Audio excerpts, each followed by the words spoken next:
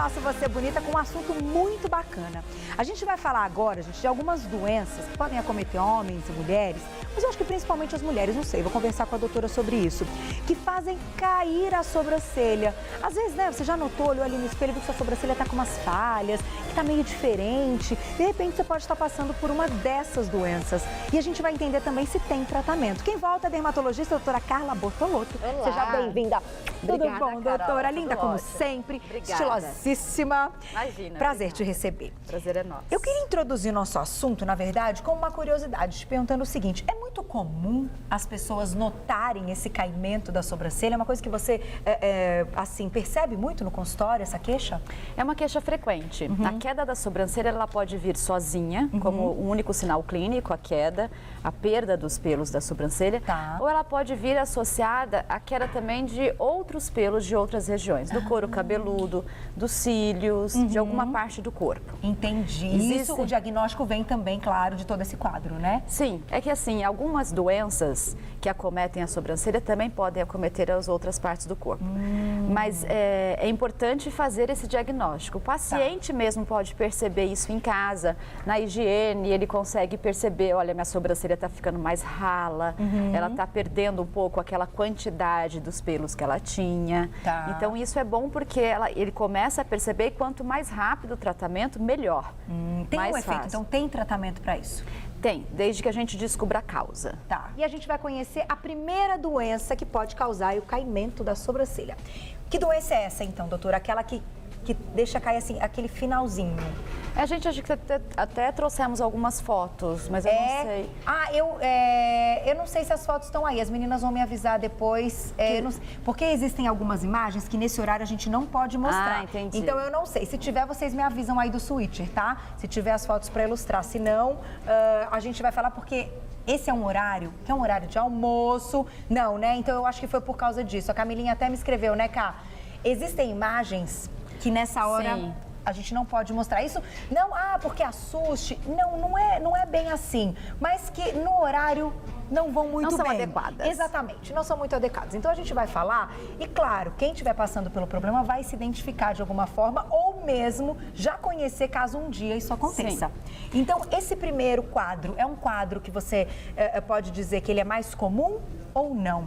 Pois é, a queda da sobrancelha, o terço que a gente chama de distal, que seria do meio para a parte final dela, existe uma doença muito comum no Brasil e em alguns países subdesenvolvidos, que é uma doença infecciosa, também conhecida lepra, a hanseníase. Sei. Quando é um quadro muito avançado, um quadro que a gente chama um quadro mais exacerbado, ele pode dar o que é determinado de madarose, que é a queda do terço distal da sobrancelha. Tá. Isso muito rápido. A pessoa nota que tem sobrancelha num dia, no dia seguinte já está bem diferente. Não, isso acontece mais lentamente. É um processo que precisa do acometimento da infecção, do acometimento do bacilo, é um processo um pouco mais lento. Tá. Hoje em dia, aqui em São Paulo, a gente vê em menor quantidade, claro, que isso é uma coisa boa, porque é uma doença que está sendo totalmente erradicada. O posto de saúde faz o tratamento de graça. Tá. Então, as pessoas são bem orientadas hoje em relação a isso. Mas é uma doença que a gente tem que relatar. E tem outros sintomas além desse? Existe, esse é um dos sintomas. Tá. O sintoma da lepra, no caso, que é a hanseníase, são lesões na pele, sem um sintoma específico, podem ter uma ou milhares de lesões. Tá. Então, ela precisa de um diagnóstico feito por um especialista, através do exame clínico e também através de alguns exames laboratoriais. Perfeito.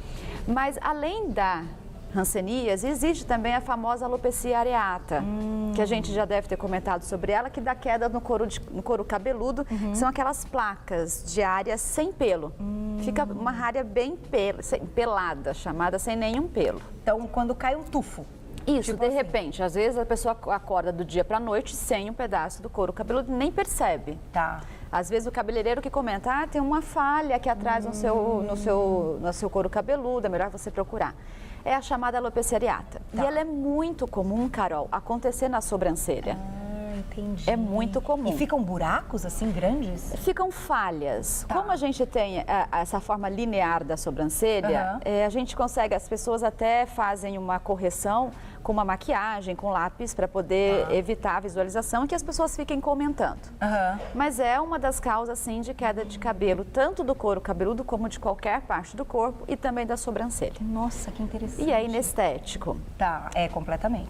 E assim, a alopecia areata, ela é uma doença autoimune. A gente não conseguiu até hoje determinar as possíveis causas. Existem um leque de opções de causa, alteração tireoidiana, a alteração estresse é uma das causas dela, alguns medicamentos, algumas deficiências. Tá. Quando ela é bem diagnosticada e tratada adequadamente, ela volta totalmente. Ah, é? Ela volta totalmente. Assim como aquele pedaço também na cabeça. Isso, assim como aquele pedaço na cabeça. Mas como é uma doença autoimune, a pessoa pode desenvolver isso em outros momentos da vida. Então, ao longo da vida, pode ocorrer aí aqueles picos. Sim, normalmente a alopecia areata, quando ela acontece até os 20 anos de idade, ela é tratada, ela trata, resolve sozinha, sem nenhum tratamento. Tá. Quando você tem um quadro de alopecia areata, a recorrência recidiva é menos comum. Ou seja, você tratou e em outro momento você vai vir a ter. Tá. Agora é comum você tratar e quando você diminui o tratamento, vai fazendo a retirada dos medicamentos, ela volta ao quadro. Entendi. Quando a gente não consegue descobrir a causa dela. No mercado, a gente sabe que já tem à venda um produto que faz crescer a sobrancelha. Precisa de orientação, uma vez já dissemos isso aqui no programa, precisa de orientação para o uso, gente. Qualquer coisa que surge, que tem um efeito, que vai fazer crescer uma coisa ou que vai diminuir, tem que ter orientação, né, doutora? Sim. Agora sim, ele serve para qualquer caso ou, em alguns casos específicos dessas doenças que você está relatando, ele não vai ter valor nenhum, não vai crescer o pelo, enfim. Pois é, existem no mercado vários medicamentos de uso tópico que são indicados para o crescimento dos pelos. Sim. Podem ser usados no couro cabeludo, na sobrancelha e nos cílios. E nos cílios também, é verdade, Isso. me esqueci dos cílios. É um produto que sim tem esse efeito. Certo. Ele é um produto derivado, um deles, que é o que a gente está comentando, ele é derivado de uma substância, de um colírio, usado para oftalmo, para quem tem problemas oftalmológicos. Certo. Ele deve ter muito cuidado na aplicação, ele deve sim ter orientação sempre de um médico acompanhando, porque ele apresenta vários efeitos colaterais. Ah, é? Vários efeitos colaterais. Um deles, por exemplo, é a pigmentação da região. Escurece, né? Ele escurece. Tem um escurecimento tanto da onde você aplica na sobrancelha, quanto na região dos olhos e também na íris. Então, é um escurecimento que acontece, ele é momentâneo, ele é reversível, depois de um tempo volta à pele normal, mas a gente não sabe quanto tempo isso demora. Perfeito. E tem pessoas que sim apresentam contraindicação ao uso dele. Ah, é? É. Então, assim, quem tem glaucoma, quem tem algum problema ocular, então ele deve ser indicado por um médico. Perfeito. Então, gente, olha, nada de sair comprando pela internet, mas ele é comprado, é fácil comprar assim? Vende assim fácil, né? Não tem esse tipo de coisa, precisa ter uma prescrição. Ele é vendido nas grandes redes com uma receita médica. Ah, precisa de receita médica. Ah, então tá. Precisa então, de receita ótimo. médica. É que Isso tem alguns que vêm em alguns rímel, algumas máscaras capilares que fazem essa promessa. Entendi. Mas não tem a quantidade certa do medicamento ativo. Porque para ter a quantidade certa, precisa ter a prescrição médica. Precisa. Ai, bom saber disso, doutora. Então, gente, olha, alerta aí. Nada de sair comprando, vi que é legal, vou passar só porque feliz da vida. Não, consulta o médico que é melhor. E assim, você tinha perguntado em relação, melhora mesmo para qualquer pessoa que tenha. Primeira coisa, se é um quadro de alopecia areata ou um outro quadro, a doença, a gente tem que fazer o diagnóstico. Tá. Feito esse diagnóstico, deve ser tratado. Esse tratamento à base do bimatoprost, que é essa substância que a gente está comentando, é indicado? É indicado desde que você tenha feito a descoberta da causa, o tratamento da causa e associar esse tratamento conjunto. Entendi. Pessoas que não têm problema de queda de sobrancelha, problemas de cílio, querem usar apenas porque querem aumentar a quantidade da sobrancelha ou aumentar o tamanho dos cílios, podem usar? Deve ter uma orientação médica e um acompanhamento. Perfeito. para ver se é indicado ou não. Ou não. Então, gente, nada de sair comprando e tudo mais, achando que é uma brincadeira. Não é uma brincadeira, é remédio e precisa de orientação. Sim. Sabe o que me veio na cabeça também? Isso aconteceu comigo.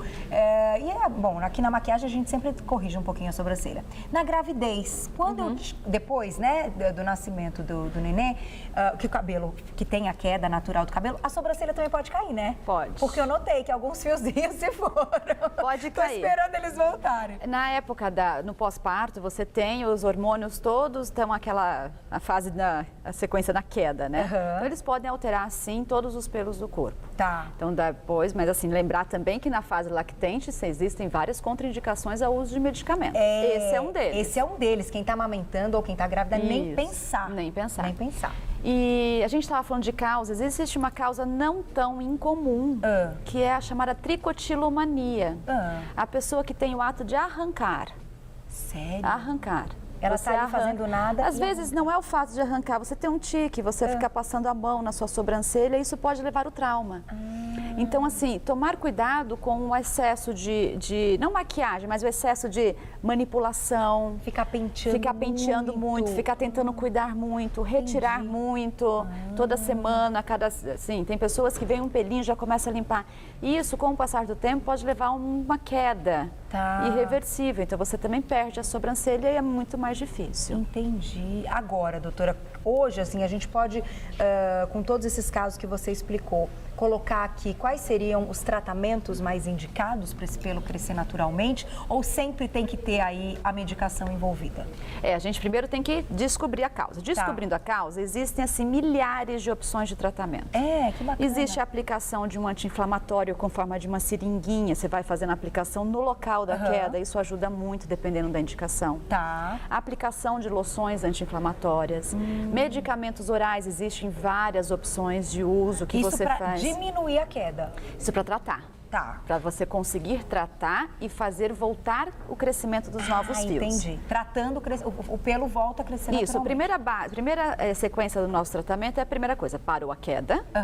Isso já é a sequência. Primeiro, iniciou o tratamento, tem que parar a queda. Tá. Segundo é crescer novos fios. Depois que eles começam a crescer, o tratamento foi efetivo e a gente mantém esse tratamento. Entendi. Agora, o uso até de maquiagem, daquele lapisinho próprio para a sobrancelha, faz cair? Não. É prejudicial? Não isso cai. é totalmente liberado, é um ato de camuflagem, a maquiagem. Você pode fazer tanto com... Tem gente que faz com o próprio lápis ou o pincel com uma sombrinha.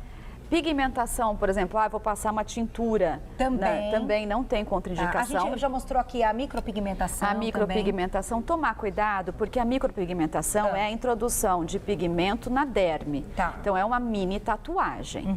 Você tem que tomar cuidado, porque existem alguns efeitos colaterais, existem reações adversas ao uso de micropigmento. Certo. Mas, se bem indicado, se a pessoa não tiver nenhuma contraindicação, isso está liberado. E, claro, né, fazer com uma profissional que esteja aí habilitada, porque é uma coisa muito delicada e precisa aí de muito cuidado, gente. Mas é uma das formas, né, de dar uma camufladinha, uma escondidinha aí no problema. Doutora, quero te agradecer mais uma vez. Obrigada, sempre Carol. um prazer conversar com você. Todo meu. Ela é muito linda, né, gente? Toda impecável, eu adoro. Para vir de visitar tem que vir assim. Imagina! Como ela disse, é a Barbie, mesmo, linda. Imagina. Olha, eu quero agradecer a doutora Carla Bortolotto, que hoje falou, gente, então, de possíveis doenças que podem fazer cair a sobrancelha. Citamos o produto sem citar a marca, né? Mas com cautela, com orientação. Eu nem peguei a pergunta do Twitter, que eu sei que vocês colocaram essa pergunta. Então, agora você já sabe, faça isso com orientação. Só para fechar, não posso deixar de mostrar. Isso aqui é uma prótese de sobrancelha, que quem faz a aplicação são profissionais da beleza, né? Pessoal aí que trabalha em salão, que estão habilitados. Isso não é feito nem colocado por dermatologistas, tá? Por médicos. São pelos profissionais da beleza. E a gente trouxe hoje aqui para ilustrar a nossa pauta, para mostrar que hoje já existe prótese de sobrancelha, o que é muito interessante também, né, doutora? E assim você pode procurar o médico e fazer a opção. Mas tenha sempre a orientação, que com orientação, gente, não tem erro. E o resultado é muito mais rápido do que a gente imagina. Obrigada, doutora. Obrigada, sempre um prazer recebê-la. Até a próxima. Até. Tchau, tchau.